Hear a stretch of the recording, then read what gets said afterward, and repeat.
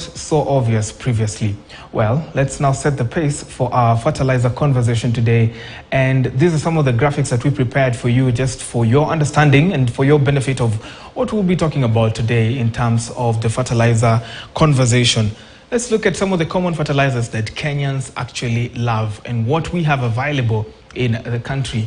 Very well. So we have different types of fertilizers. So there are organic fertilizers. Of course, this comes from droppings of animals and the like. And then we have inorganic fertilizers, which is what we're going to be focusing on today, and a bit of chemical fertilizers too. Biofertilizers, chelated fertilizers, deficiency correctors. Of course, if your soil science is not so properly put together, those fertilizers would come in to assist in that. Let's talk about the methods of application. What methods are used actually to,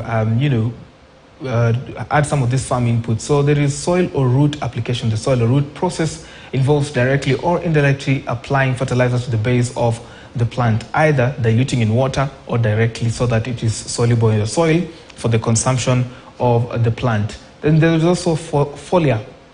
So its purpose is to make the primary nutrients such as phosphorus, nitrogen, and potassium quickly and available to the plant. Lastly, we have one here that is called fertigation. This one, of course, consists dilution or dissolution of different fertilizer in the irrigation water so that it goes together with the water content, together with the fertilizer, are introduced to the soil so that the crop can actually access those vital nutrients for growth. Now let's look at the government subsidy program of the fertilizer. It was announced on 1st April. It was to take effect on Saturday, 2nd April, by CS Munya, right there. Government set aside 5.73 billion Kenya shillings to subsidize up to 114,000 metric tons of fertilizer. Fertilizer were retailing as high as 7,000. Let's look at what the prices were after that government subsidy program. We'll also be talking about that with my guest who's joining us virtually. Now, the prices after the subsidy, DAP is now retailing at 2,800 shillings. We apologize, we haven't put the unit currency right there, but it is in shillings. The CAN is retailing at 1,850, urea at 2,700, NPK will be selling at 3,000 Kenya shillings, MOP at 2,500, sulfate of ammonia goes for 2,500. But even with this subsidy, farmers are still crying foul over increased prices in the farm inputs. Joining me now to discuss all matters fertilizer is Yara East Africa Country Manager William Ngeno. Ngeno joins us virtually in Nairobi. Ngeno, good to see you. Farmers are still crying foul over the inflating costs of farm inputs, even with the government subsidy program in place. What's a lasting, sustainable solution towards this, William? Thank you, and thank you for having me on today's show. I think the big answer for me will be planning. Planning is the key to be able to alleviate this, because when we start looking ahead, we can start to look at solutions that are more sustainable and available to the farmers at this point of time. You see, at the start of the year, we were talking about 3.1 million food insecure people in Kenya. And you can see the kind of inflation that has happened in the food industry. Our food is becoming more expensive. And the problem is coming from productivity, because since the last short rains, you've had a lot of less production. So it's starting to bite now. And then when you fertilizer application is equivalent to productivity. As long as the fertilizer usage is lower, the productivity will be lower, and then the effects is what we are seeing in the market. So I think as a country, we need to plan ahead. We need to look at the variables that are coming, because we are not producers of fertilizers. We are net importers of fertilizers. So the influence we can have is to plan and ensure that we have enough stock of fertilizer in our country. The question then would be, you as the private sector, have you received the government subsidy on this one? And how is this impacting also as you sell outside there to the farmer? Yeah, so first of all, I need to commend the government, because they stepped in at the right time. You can see the price of fertilizer went in almost 3 times the farmer was paying last year. And that, in a way, is, of course, inhibiting the usage, and that would translate to less productivity. Government has called us and involved us as the private sector. So we are participating in it, but we are participating as, of course, the importers as private sector on terms agreed on with the government. This came on a short notice, and that's why I started with planning, because we have to plan ahead.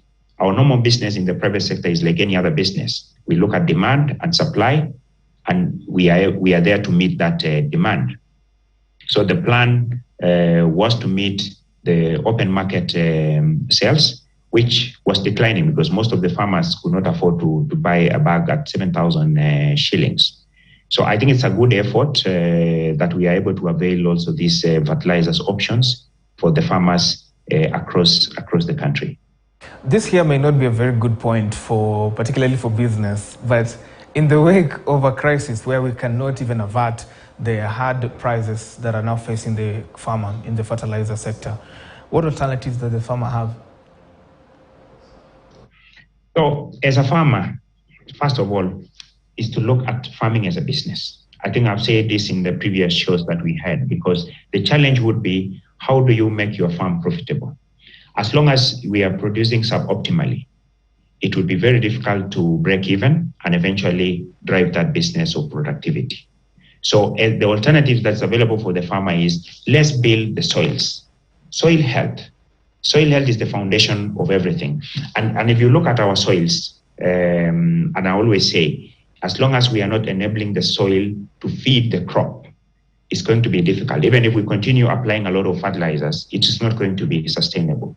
So the first step is, how can you build a good soil health to enable that whatever is available in the soil, whatever nutrition, because at the end of the day, fertilizer is about feeding. It's like the way we feed every day, 3 times a day. The crop feeds also. So if we enable good pH by ensuring that acidic soils, we're converting them and restoring them by lime application, we enable the farmer to use even less fertilizer in the future. Use organic matter. At Yara, we look at a whole wholesome solutions, because as much as we are driving knowledge on specific fertilizer, through our research, we have found out that a farmer who combines the use of organic matter, whatever is available, organic material, waste from the livestock, cow, chicken, and all that, waste from households, and you start to build your soils with good organic matter. Over time, you build reserves in the soil. And the soil is a living thing. It's a host of all the nutrients. So farmers who have been building the organic matter over the years even will have less effects from less fertilizer application. And this is something I would like to encourage, because as a company that drives nature positive future, we want to see sustainability. Part of our program is, our recommendation is, we give recommendation of fertilizer which is specific to the different crops, but also non-acidifying. But most importantly is to have a good agricultural practice by a farmer to ensure that they are building their good organic matter and restoring soils which are acidic. More than 50% of our soils is acidic. So if we don't restore this kind of soils, whatever we do to that soil doesn't really become sustainable in the future, because it will force us to continue just using higher rates of fertilizers over the years to be able to achieve higher productivity. So to your question... Okay, go ahead. Sorry. It's a question of competence. I think we need to build this in the competence of extension service.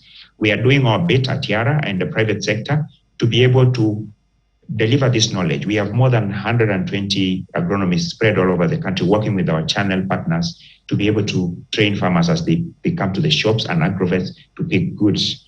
We have also established centers of excellence and so in the different regions across the country. Those centers of excellence is a practical knowledge center where farmers go and learn A to Z of a particular crop.